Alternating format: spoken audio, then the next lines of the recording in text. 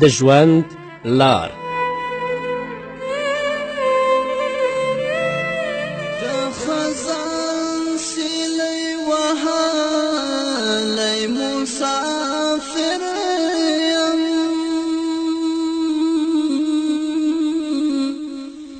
له خپل کلي شړلی مسافر یم، له خپل کلي شړلی مسافر یم. څوک پوښتنه مې د مرګ او ژوندون نه کړي، خدای خبر چې هېر کړی مسافر یم. بسم الله الرحمن الرحيم. الحمد لله رب العالمين حمد الشاكرين. الصلاة والسلام على سيد الأنبياء والمرسلين سيدنا ونبينا وشفيعنا ومولانا محمد وعلى آله وأصحابه الطيبين الطاهرين. قدرمنو اوریدونکو د ژوند د لارې د خپرونې مینوالو، السلام علیکم ورحمة الله وبرکاته. ستاسو روغتیا او خوشحالي د پاک رب نه غواړم، په دې هیله چې د صحت او عافیت جامې پر تن ولرئ او خوشحالي مو په برخه وي. دا دی زه محمد یاسین فهیم د ژوند د لارې د خپرونې په وړاندې کولو کې ستاسو په خدمت کې یم. زموږ د نن ورځې د خپرونې موضوع بیا هم له ګناهونو څخه د خلاصون لارې. درنو اوریدونکو، تقوا او د الله رب العزت نه ویره هغه څه ده چې په دې باندې الله رب العزت موږ د ګناهونو نه ساتي، ځکه په دنیا او په آخرت کې د انسان نجات، د انسان کامیابی د الله رب العزت او د هغه د رسول صلی الله علیه وسلم په پیروي کې ده. الله رب العزت په سورة احزاب کې فرمایي: ومن یطع الله ورسوله فقد فاز فوزا عظیما. او هر هغه څوک چې د الله او د هغه د پیغمبر پیروي وکړي نو لویه کامیابي ور په برخه شو. د الله تعالی او د هغه د پیغمبر صلی الله علیه وسلم د اطاعت او پیروي معنا دا ده چې بنده خپل ټول کړه وړه د اسلامي شریعت سره برابر وګرځوي، یا په بل عبارت انسان هغه کار وکړي چې الله ورته امر کړی او له هغه کار څخه ځان وساتي چې الله رب العزت ورڅخه منع کړی. دې ته تقوا یعنی د الله له مخالفت او نافرمانی څخه ځان ساتنه وایي. په تقوا او په عمل صالح باندې د دنیا او آخرت دواړه ګټې مرتب کی. الله رب العزت په سورة نحل کې 9 آیت کې فرمایي: من عمل صالحا من ذکر او انثى وهو مؤمن فلنحيينه حياة طيبة ولنجزينهم اجرهم باحسن ما كانوا يعملون. څوک چې نیک عمل وکړي، که هغه نارینه وي او یا ښځینه، حال دا چې ایمان ولري نو خامخا به ورته ښه او پاکیزه ژوند ورکړو په دنیا کې، او هرومرو به په آخرت کې د خپلو عملونو غوره بدله ورکړو. یعنی الله رب العزت به ورته په دنیا کې د راحت وسایل برابر کړي، لکه حلال روزي، په روزي باندې قناعت، نیکبختي، په عبادت باندې استقامت، او په آخرت کې به د خپلو ښو عملونو ثمره په جنت او نعمتونو سره وویني. کله چې اطاعت کوونکی او پرهیزګار بنده مړ کیږي نو ملائک ورته د خپل پالونکي او د خپل پروردګار له طرفه د جنت زیری ورکړي، داسې ډاډ ورکړي چې نه به پر تا باندې ویره وي، نه به خفه وي، او بیا یې د دنیا له بندیخانې څخه د جنت د پراخو باغونو په لور روان کړي چې د دغه نعمتونو احساس به د قیامت تر ورځې پورې کوي او بیا چې د قیامت ورځ راشي د خلکو پریشانی ګرمي او خولې شروع شي نو دغه مهال به دته د الله رب العزت د عرش د سوري لاندې ځای ورکړی شي او کله چې له حساب او کتاب څخه خلک راوګرځي دی به د متقیانو د الله رب العزت د دوستانو اولیاو کرامو او کامیابو خلکو سره په ښي لور باندې جنت ته روان شي او دا هر څه د الله تعالی په فضل سره وي لکه چې رب العزت په سورة جمعه کې فرمایي ذلک فضل الله یؤتیه من یشاء والله ذو الفضل العظیم دا د الله فضل دی چې چاته یې وغواړي ورکوي او الله رب العزت د لوی فضل خاوند دی نو الله رب العزت د موږ هم اراکوزیا د رادیو لوی فضل او رحم نه محرومه کوي رب العزت دې موږ او تاسې متقیان وګرځوي رب العزت دې موږ د ګناهونو او د فساد نه وساتي همدارنګه د اطاعت د لفظ تر څنګ چې د الله رب العزت د امر په ځای کولو او د هغه له نواهیو څخه د ځان ساتنې لپاره په قرآن او حدیث کې کومه اصطلاح کارول شوې ده هغه تقوا ده چې د ګناه ضد مفهوم افاده کوي او د دنیا او آخرت دواړه ګټې پکې پرتې دي نو راځئ چې د هغې په لټه کې شو ویې پیژنو او په خپل ژوند کې راولو د تقوا په لټه کې شه تقوا وپیژنه او په خپل ژوند کې ځان متقي جوړ کړه امام راغب اصفهانی فرمایی التقوى في تعارف الشرع حفظ النفس عما يؤثم وذلك بترك المحظور د شریعت په اصطلاح کې تقوا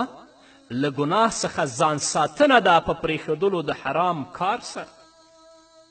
او امام غزالی صاحب لیکي التقوى هو اجتناب كل ما تخاف ضررا في دينك تقوا دا ده چې ډډه وکړي له هر هغه کار څخه چې په خپل دین کې له تاوان څخه ویره لري او شیخ الاسلام علامه ابن تیمیه رحمه الله فرمایی التقوا تجمع فعل ما امر الله به وترک ما نهى الله عنه تقوا جمع کوونکې دا کولو د هغه کار لره چې الله یې امر کړی او پرېښودلو د هغه څه لره چې الله رب العزت یې منع کړې ده او امام ابن قیم په خپل کتاب کې الجواب الکافی لمن سأل عن دواء الشافی په دې کې لیکي د انسان د زړه لپاره ایمان او نیک عملونه د غذا حیثیت لري چې قوت ساتي له ګناهونو څخه ډډه کولې وقایه ده او د بدو صفتونو ویستلو ذریعه توبه ده او تقوا داسې یو اسم دی چې دې درې واړو ایمان ورسره نیک عملونه ګناهونه پرېښودل او توبه ویستلو ته شامل دی ان تقوا څه ته وایي ایمان سره د نیک عمل د ګناه پرېښودل او د توبې ویستل نو الله رب العزت دی موږ او تاسې ټول متقیان وګرځوي د هغو عملونو د کړنې توفیق دی رب العزت ته موږ ته راکړي چې په هغو باندې متقیان ګرځو او د هغو عملونو او د کړنې دی الله موږ وساتي چې په هغو باندې ګنهګار کیږو د تقوا نه وځو د الله رب العزت په کلام کې او د محمد رسول الله صلی الله علیه وسلم په مبارکو احادیثو کې د تقوا ډیر اهمیت بیان شوی الله رب العزت په سورة نساء کې په 131 آیت کې فرمایي ولقد وصینا الذین اوتوا الکتاب من قبلکم وإیاکم ان اتقوا الله په تحقیق سره له تاسې مخکې د کتاب خاوندانو ته مو د دې امر کړی و چې له ما څخه وویریږئ او زما له نافرماني څخه ځانونه وساتئ او تاسې ته مو هم دا امر دی امام غزالی صاحب لیکي کله چې الله رب العزت خلکو ته د تقوا په دغه یو خصلت باندې امر او توصیه وکړه لومړني او وروستني ټول بندگان یې سره ورباندې را یو ځای کړل او په همدې باندې اقتصار وکړه نو په دې پوه شئ چې دا داسې یو هدف او یوه غایه ده چې تیریدل ورڅخه نشته او نه له دې څخه بل مقصد شته دی الله رب العزت هره خیرخواهي ښوونه، سمون، تنبیه او بیداري، ادب ورکول، زده کړه او تصحیب، دا ټول په دې یو وصیت کې سره رانغښتي چې هغې ته تقوا وایي، کومه چې د دنیا او آخرت ټولو ښېګڼو لره شامله او د عبودیت او بندګي لوړو درجو ته د رسونکو وسایلو لپاره کافي کیدونکې ده. همداراز امام غزالی صاحب وایي په خپل کتاب کې منهاج العابدین الی الجنه، په دې پوه شه چې تقوا کمیافته خزانه ده. که د هغې په پیدا کولو باندې کامیاب شوې نو څومره ډیر اوچت جواهر، قیمتي لعلونه، ډیره ښېګڼه، ښه روزي، لویه کامیابي، پریمانه غنیمت او لویه پادشاهي به پکې پیدا کړي. گویا چې د دنیا او آخرت ټولې ښېګڼې را یو ځای شوې او بیا د دې یو خصلت او صفت لاندې وګرځول شوې چې هغه تقوا ده. د قرآن کریم ترڅنګ د محمد رسول الله صلی الله علیه وسلم په ارشاداتو او د سلفو په ویناو کې هم پر تقوا باندې زیات تاکیدات شوي دي چې زه به په دې ځای کې یوه نمونه تاسو ته بیان کړم. امام احمد رحمه الله په خپل مسند کې او امام ترمذي رحمه الله په خپل کتاب کې د نبی کریم صلی الله علیه وسلم یو حدیث را نقل کړی دی چې د لوی اختر په ورځ د حجة الوداع په مهال محمد رسول الله چې کله خطبه لوستله نو صحابه کرامو ورته وویلې داسې معلومیږي چې دا وداعي یعنې د رخصتېدو موضعه او خطبه ده. نو موږ ته وصیت وکړه. کله چې صحابه کرامو دا خبره محمد رسول الله ته وکړه، محمد رسول الله ورته وفرمیل اوصیکم بتقوی الله والسمع والطاعه، د الله له مخالفت څخه پر ځان ساتنې او د امیرانو په اوریدلو او منلو درته امر کوم. حضرت ابو ذر رضی الله تعالی عنه وویل ای د الله رسوله ما ته څه وصیت وکړه؟ محمد رسول الله ورته وفرمیل اوصیک بتقوی الله فانه رأس الامر کله، پر تقوا باندې درته وصیت کوم چې دا د ټولو کارونو سر دی. ابو سعید خدری رضی الله تعالی عنه فرمایی ما ویل ای د الله رسوله ما ته څه وصیت وکړه؟ محمد رسول الله راته وفرمیل اوصیک بتقوی الله فانه رأس كل شیء وعلیک بالجهاد فانه رهبانیة الاسلام. په پرهیزګاري او په تقوا باندې درته امر کوم چې هغه د هر کار سر او جړله ده او جهاد وکړه چې هغه د اسلام رهبانیت او ګوشهنشیني ده. همدارنګه کله چې رسول اکرم صلی الله علیه وسلم معاذ بن جبل رضی الله تعالی عنه یمن ته لیږلو نو داسې وصیت یې ورته وکړ اتق الله حیث ما کنت واتبع الحسنه واتبع السیئة الحسنه تمحها وخالق الناس بخلق حسن. هر چیرې چې د الله له نافرماني څخه ځان وساته او د بدیو پسې نیکي کوه چې محوه کوي او له خلکو سره په ښو اخلاقو چلند کوه. همدارنګه نبی کریم صلی الله علیه وسلم به چې کله د یو چا تر مشري لاندې لښکر لیږلو نو لومړی به یې هغه ته د تقوا او بیا د ملګرو او د مجاهدینو سره د ښېګڼې کولو توصیه او سپارښتنه کوله.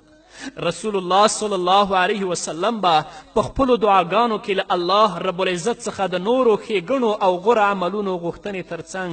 د تقوا سوال هم کولو، لکه چې په یوې دعا کې رسول الله فرمایي اللهم انی اسألک الهدى والتقى والعفة والغنى. ای ربه د سمې لارې، پرهیزګاري، سلامتیا، پاکدامني او موړوالي سوال در څخه کوم. همدارنګه امیر المؤمنین حضرت ابابکر صدیق رضی الله تعالی عنه به په خپله یو خطبه کې ویل اما بعد فإني أوصيكم بتقوى الله وأن تثنوا عليه بما هو أهله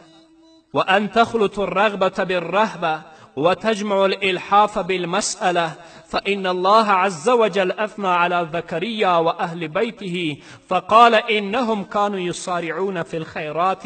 ويدعوننا رغبا ورهبا وكانوا لنا خاشعين. ابو بکر به ویل اما بعد زه تاسې ته د الله له مخالفت څخه په ځان ساتنه او په تقوا باندې سپارښتنه کوم او دا چې پر هغه باندې دومره ثنا ووایئ چې هغه یې مستحق دی او د هغه د رحمت امید د هغه له عذاب څخه په ویرې کولو ور ګډ کړئ او له هغه څخه په غوښتنه او سوال کولو کې سخت ټینګار وکړئ لکه څرنګه چې الله زکریا علیه السلام او د هغه کورنۍ په داسې صفاتو سره ستایلې ده فرمایي بېشکه هغوی په نیکیو کولو کې تلوار کولو په تمه او ویره سره موږ رابللو او هغوی موږ ته په نهایت عاجزي سره غاړه ایښودونکي ول نو یا الله موږ هم متقیان وګرځوه او د ګناهونو نه مو وساته په همدې هیله درنو اورېدونکو نور به م واورو خو د یوې دمې نه وروسته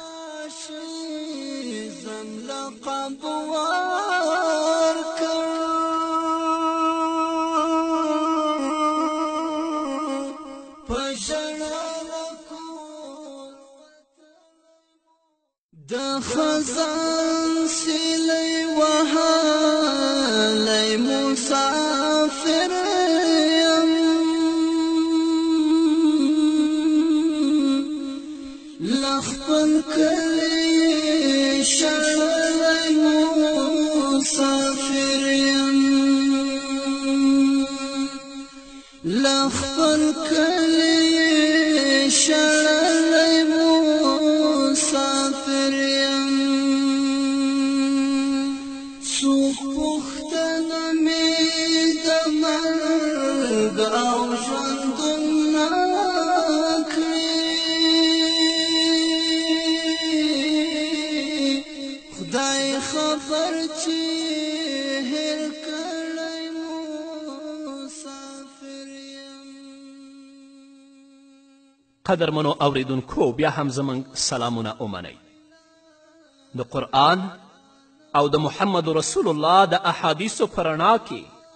د ګناهونو په پرېښودلو او د تقوا په اختیارولو سره بنده ته بېشمېره دنیوي او اخروي ګټې په لاس ورځي لکه ځوانمردي مروت د منصب او حیثیت ساتنه د مال ساتنه د خلکو له پلوه محبت پیدا کېدل د وینا اوریدل کېدل د ژوند د چارو سمون د بدن راحت د زړه قوت د نفس پاکیزگی د زړه د اطمینان نعمت د سینې پراخوالی د خلکو له ضرر څخه په امن کې کېدل د پریشانی غم او خفګان کموالی له ذلت او خواري څخه لرې کېدل د ګناه له تیارې څخه د زړه د رڼا ساتل کېدل د بنده او د رب ترمنځ د وحشت او نابلدتیا ختمیدل ملائکو ته نږدې کېدل او داسې نورې بېشمېره فایدې چې الله رب العزت د تقوا په وسیله متقي ته ورکوي امام غزالی رحمه الله وایي کله چې موږ په قرآن کریم کې تقوا تر مطالعې لاندې ونیسو او په هغې کې فکر وکړو نو به ګورو چې تقوا ډیرې ګټې لري د ډیرو ثوابونو او اجرونو وعده ورباندې شوې ده ډیره لویه نیکبختي او سعادت ورباندې مرتب دی چې په دې ځای کې به انشاء الله زه یوازې هغه 12 مهم خصلتونه او ګټې تاسو ته بیان کړم اول د بنده ستاینه او مدحه لکه چې الله رب العزت په صورت آل عمران کې 186 آیت کې فرمایي وان تصبروا وتتقوا فان ذلك من عزم الامور که چیرې تاسې صبر وکړئ او پرهیزګاري اختیار کړئ نو دا د همت له کارونو څخه دی که ته متقي شې د الله رب العزت نه وویرېږي د الله د حکمونو او د اوامرو پابند شي رب العزت به ستا ستاینه وکړي لکه چې فرمایي وان تصبروا وتتقوا فان ذلك من عزم الامور دویم د الله په حفظ او ساتنه کې داخلیدل او له دشمنانو څخه حمایت لکه چې الله رب العزت په صورت آل عمران کې انشاء الله 120 آیت کې فرمایي وان تصبروا وتتقوا لا يضركم کیدهم شیئا که چیرې تاسو صبر وکړئ تقوا اختیار کړئ نو د دښمنانو دسیسه او تدبیر به تاسې ته هیڅ ضرر ونه رسوي که غواړې چې الله رب العزت دې د دښمن د دسیسې او د بد تدبیر نه وساتي نو تقوا اختیار کړه د رب العزت نه وویرېږه دریم د الله تایید او نصرت لکه چې الله رب العزت په سورة نحل کې فرمایي ان الله مع الذین اتقوا والذین هم محسنون، بېشکه الله رب العزت له متقیانو او هغو خلکو سره دی چې ښېګڼه کوونکي دي. همدارنګه الله رب العزت فرمایي والله ولی المتقین، الله رب العزت د پرهیزګارانو دوست دی. څلورم حلاله روزي په برخه کېدل او له تنګسیا څخه خلاصېدل، لکه چې الله رب العزت په سورة طلاق کې فرمایي ومن یتق الله یجعل له مخرجا ویرزقه من حیث لا یحتسب، څوک چې له الله څخه وډار شي نو له هرې تنګې څخه به ورته د وتلو لار وګرځوي او له داسې ځایه به روزي ورکړي چې د ده په ګمان کې به نه وي. پنځم د عمل اصلاح او سمون، لکه چې الله په سورة احزاب کې اویایم آیت کې فرمایي یا ایها الذین آمنوا اتقوا الله وقولوا قولا سدیدا یصلح لکم اعمالکم، ای ایمان والاو له الله څخه وویرېږئ او سمه یعنې له شریعت سره برابره وینا کوئ چې عملونه به مو سم کړي او د نورو نیکو عملونو توفیق به درکړي. شپږم د ګناهونو بخښنه، لکه چې الله فرمایي ویغفر لکم ذنوبکم، الله به مو ګناهونه وبخي. اوم د الله محبت، لکه چې الله فرمایي ان الله یحب المتقین، یقینا الله تعالی د پرهیزګارانو سره محبت او مینه کوي. اتم د عمل قبولتیا، لکه چې الله فرمایي انما یتقبل الله من المتقین، بېشکه الله رب العزت د پرهیزګارانو عمل قبلوي. نهم عزت او غوروالی، لکه چې الله رب العزت فرمایي ان اکرمکم عند الله اتقاکم، یقینا چې په تاسې کې د الله په نزد زیات غوره او عزتمن هغه څوک دی چې ډیر پرهیزګار وي. لسم د مرګ په مهال ښه زیری، لکه چې الله فرمایي الذین آمنوا وکانوا یتقون لهم البشرى فی الحیات الدنیا وفی الاخره، هغه کسان چې ایمان راوړی او تقوا لرونکي دي دوی لره په ژوند د دنیا او په آخرت کې ښه زیری د جنت دی. یولسم له دوزخ څخه نجات، الله فرمایي ثم ننجي الذین اتقوا، بیا نجات ورکولو دوزخ څخه هغو کسانو ته چې په دنیا کې د الله له مخالفت څخه ځانونه ساتلي وي. همداراز الله فرمایي وسیجنبها الاتقى، او زر دی چې وبژغورل شي له دوزخ څخه هغه ډیر پرهیزګار انسان. دولسم په جنت کې همیشه والی، لکه چې الله فرمایي اعدت للمتقین، دغه جنت تیار کړی شوی دی د پرهیزګارانو لپاره. د تقوا له دې 12 خصلتونو او مهمو ګټو څخه علاوه په قرآن کریم کې نورې ګټې او فواید هم ذکر شوي. د مثال په توګه د حق او باطل ترمنځ د توپیر کولو توانایی او بصیرت پیدا کېدل، لکه چې الله په سورة انفال کې فرمایي یا ایها الذین آمنوا ان تتقوا الله یجعل لکم فرقانا ویکفر عنکم سیئاتکم ویغفر لکم والله ذو الفضل العظیم. ای مؤمنانو که تاسې تقوا اختیار کړئ الله به تاسې ته نجات او د حق او باطل ترمنځ د بیلتون قوت درکړي، ګناهونه به مو محو کړي، بخښنه به درته وکړي او الله د لوی فضل څښتن دی. حافظ ابن کثیر په خپل تفسیر کې د دې آیت په تفسیر کې وایي د فرقان معنها ابن عباس په نجات او مدد یعنی په نصرت سره کړې ده، او محمد بن اسحاق رحمه الله د حق او باطل ترمنځ په بیلتون سره کړې ده، چې د ابن اسحاق دغه معنا هغه مخکینیو معناګانو چې نجات او مدد دی هغو ته شامله ده، ځکه چې څوک د الله اوامر عملي کړي او له نواهیو څخه ځان وساتي نو له باطل څخه د حق د بیلتون د پیژندنې توفیق به الله ورکړي، چې دغه کار به د مدد او نجات په دنیاوي کارونو کې له تنګسیا څخه د وتلو، د ګناهونو د محوه کېدو او بخښنې، د خلکو له شر څخه امن، په قیامت کې د نیکبختي او لویو ثوابونو سبب وګرځي.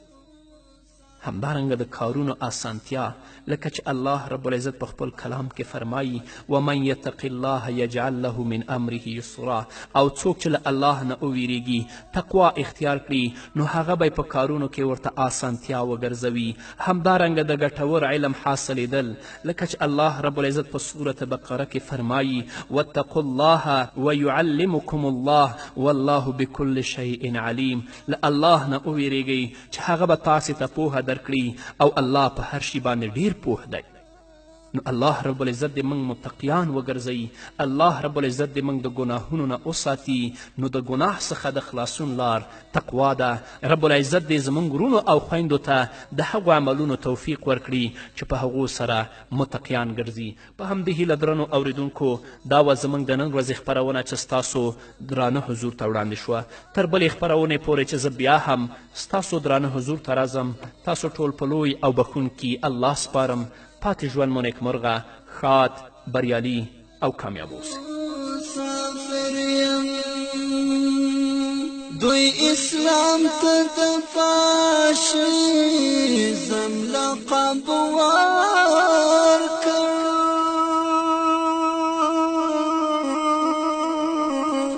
په ژړا رکول وتلی مسافر یم حاکمان د الوهیت دعوه کوي اوس له دې حاله ستومان شوی مسافر یم چې ختم به په قدم را سره مل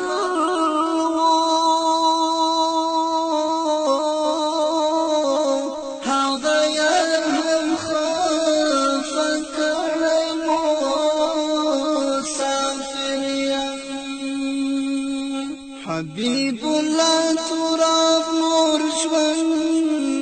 په جهان اکرم تر لحد رسیدلی مسافر یم تر لحد